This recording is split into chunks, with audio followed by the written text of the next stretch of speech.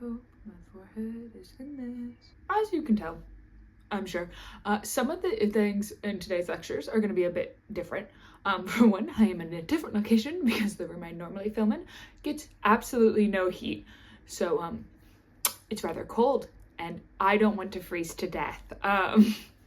So we're here. This is also going to be a much less researched. This is an opinions video. So you can disagree if you want, but in the end, just remember, it's my opinion. So you can deal with it. It's okay to have a different one for me. I don't expect us to agree on everything. But yeah, today's chat is mostly just about my opinions on F1 Academy after looking into it for over 2 months now. And just like how I feel the series can better progress to really make the most of what it wants to achieve. It's not really going to have any particular order, any particular anything. It's just kind of vibes based. It's very much of me rambling. Teacher didn't want to do research, so teacher brought out a TV. I will also be drinking a tea, probably most of this video. So, get excited. I will cut out all the slurping noises. Okay, let's just get into it. My overall base opinion with F1 Academy is it's a really good initiative to have. However, there are a lot of issues within the initiative itself. We have a lot of spots where it just doesn't feel quite right. Like we need something to be worked on. And I will give you solutions for how I think things can be worked on and what we should have done instead. So to start off with, one of the first things I noticed that I felt was really, really weird is the schedule. So they start hold on. Let me open my laptop and see their schedule. So they start around March. That's fine. They race March and May, June, August, September, and then they just skip to December. And then they just do 2 weekends back to back. Now I get it costs a lot more to ship all of their equipment and everything. Absolutely everywhere. And when F1 goes and does their stint where they go from like Austin to Mexico to Brazil, back up to Vegas, like I get with shipping over everyone's stuff for just one race doesn't feel practical in that, but I also think they could do a better spread of races throughout the year, if not more, honestly, because it kind of ties into my other point of the races are really short. Like, we've talked about it before, there may be like 20, 30-minute races, so they're not extremely long, and that means there's a lot less that happens, and it gives them actually a lot less time on track racing. They get a lot of time on track for testing and like practicing and all that, but they're not really racing that long. And I'll look it up because I can't remember, but like I feel like the other lower level series still have long races. They're not doing 20-minute races and then calling it a day. They're still doing like what is it for F1? It's like hour and a half, 2 hours. I'll be very honest, I can't remember right now. All the numbers are just out my head. So I just wanted to hop in and say I did look it up while I was editing, and it's about 45 minutes for an F3 race, about 60 minutes for an F2 race, and about 90 minutes or an hour and a half for an F1 race. But yeah, their race length is also very short and something I'd rather watch them do only 7 races a year, but get to race full-length races. And I know that's hard to do in attachment to a support weekend, but it's also like, they don't have to do the race on the same day as F1 and all the other races. They can have a separate day where it's like, today we race F1 Academy and F3 or something, and then this day we do these other 2, or even breaking it up in a way where it's like, I know the higher the series gets, the more interest there tends to be. So breaking it down into being like F2 and F1 Academy are going to race on the same day. And then having F3 and F1 race on the same day. So that the lower level series are hopefully still getting a bigger audience that comes with the higher level series. If that makes sense. I think it really neglects the women's ability to race by only letting them race like 16 laps, because also if you think about that, yes, a lot can happen in 16 laps, but realistically what we tend to see more of is maybe 1 or 2 people in like the top 3 change places.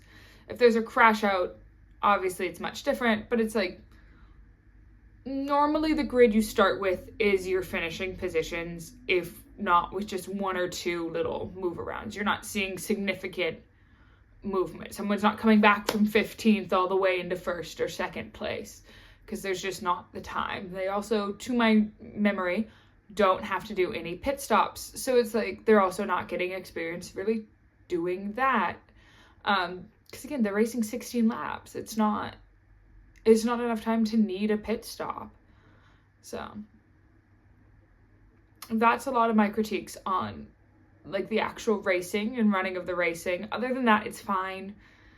It is streamed for free on YouTube, which I think is really great, actually. It lets a lot wider audience access it than the limitations that like Sky and F1 put on being able to watch the F1, because if you know, it's very hard to watch the F1 if you don't pay, you know, a bit of money to a streaming service, where normally all you're getting is that if you're in the States.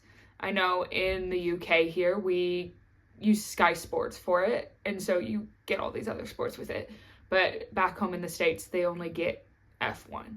You have to stream through the F1 platform. You're only getting F1 and F1 related content. You don't get anything else with that. And I know for a lot of people who might be interested in this sport, it's a lot of money to stomach having to pay to not be able to see anything else, really. And I know like some stations like ESPN stream it and stuff, but it's like weird contracts on it, and most of the time they're not airing it live. So it's like, it's just, their streamers need to maybe have a bit of work done as well. On the flip side, going from things I don't enjoy to things I do like, I do think it's actually really smart that they only allow the women to race for 2 years in the system. I think it's a really good way to have promotion into other races be like an end goal, instead of just kind of spending your whole racing career here in this one area, when it's like the goal is, no, you will go do other things. You will go get somewhere else. Do I think they could potentially go to 3 years on it? Yeah. I think 2 years is just a weird enough amount of time that maybe having that third year for some of the drivers might be nice. But it's kind of that running issue then of if you give them 3 years, and eventually people are going to be like, oh, well, maybe we should just let them have 4 years, and then it's going to go and go and go until women really aren't moving out of it to go on to other categories because they can just stay there for forever. So I do get having the restriction on their time in the sport. Kind of in relation to this, a lot of these topics are not very related, if we're being honest. I mean, they all are F1 Academy, but like other than that, I'm just jumping around today. There's also the issue of like what they get at the end for winning, right? Like you get points and you get a seat in a racing series, but I don't know. I think it'd be interesting to see them get to race in F3 or anything like that, like for a race. So like so if we end the F1 Academy season earlier in the year, the winner then should be able to get to kind of come in as a wild card driver in F3 or something and do a full race at the end of the year in a higher category. Now, I'm not saying let's put them in F1. Like, obviously, we keep it like either an F4 series or F3, and they get to go do a race to kind of show what they can really do at that level. I think that could be an interesting way for them to progress further and letting their drivers kind of move on after winning. My final topic that I wanted to chat about, and I say final in the caveats of who knows where I ramble here, but my final topic is the marketing around Formula One. If you look at things like their Instagram and their YouTube, the marketing seems very solid, but it's when you get to in-person events that the marketing kind of just goes odd. I was watching a video recently from Swell Entertainment, Amanda, and she had gone to the Las Vegas Grand Prix, and she was talking about how weird it was that they had, I want to say it was Jessica Edgar there, but they had her there, and she was doing like little kind of like stunt drives. She was just driving around, but they weren't telling you like who she was and what she was a part of, but it was like at an F1 Academy booth, but there wasn't really anything being like, there was no announcements about it. Well, now whether this was just a venue issue or not, I am not privy to. But it seems weird that in the moment they were just kind of like, yeah, just come watch this driver do some racing, some burnouts, some whatever it is. But there was no real promotion of the series within that. It's especially weird to me that they did it at a Grand Prix where F1 Academy doesn't support. Because then it'd be like, oh, here's one of our drivers. Come watch them all drive tomorrow at this time. You know, that makes a lot more sense to me than just having the booth, having the driver there, doing some driving, and then just like not really telling anyone anything. There seems to be a disconnect somewhere where it's just, there's not enough happening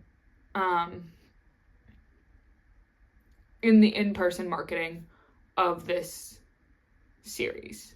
But I feel like my overall opinion is it is still a good series to have, and it's a great way to support female drivers. It's just, there are some things that need working on, and I know this is only their second year, and they're working progressively to just iron out changes as they happen, and we have to kind of give them grace with that.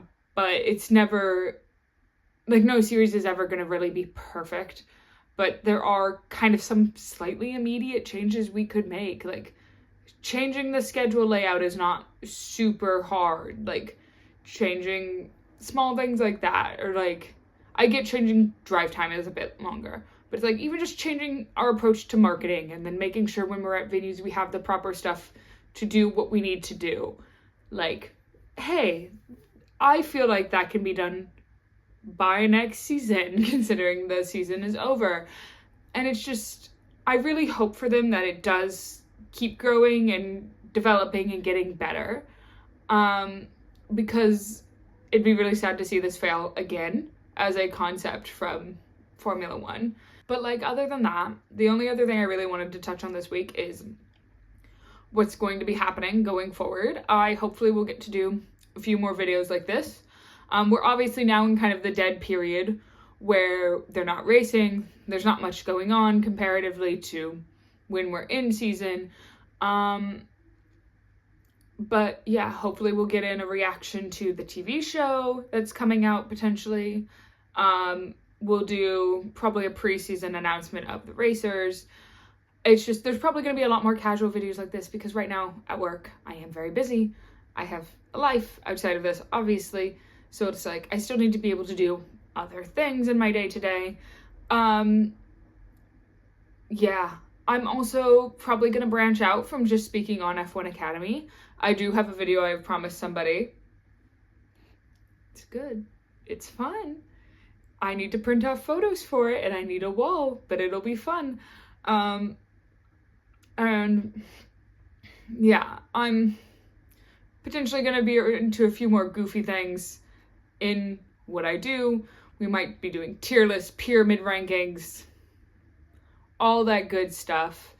Because I don't want this to just be me sitting here and lecturing at you and just ma ma ma ma ma ma ma, and then on this day ma ma ma ma ma ma ma ma. Because even I'm not having fun really doing all of that, and I feel like I'm losing a lot of my own personality when I do just that. So I am gonna shift. Like, we're still gonna have some of those, but we're also gonna do some more goofy, fun, silly things. It's still only gonna be about 2 videos a month. I'm a busy gal. I've got life to live. Yeah, but that is everything I have for today's lecture. I hope you enjoyed this with a drink, with a treat, with whatever you had handy. And I will see you for your next lecture. Goodbye.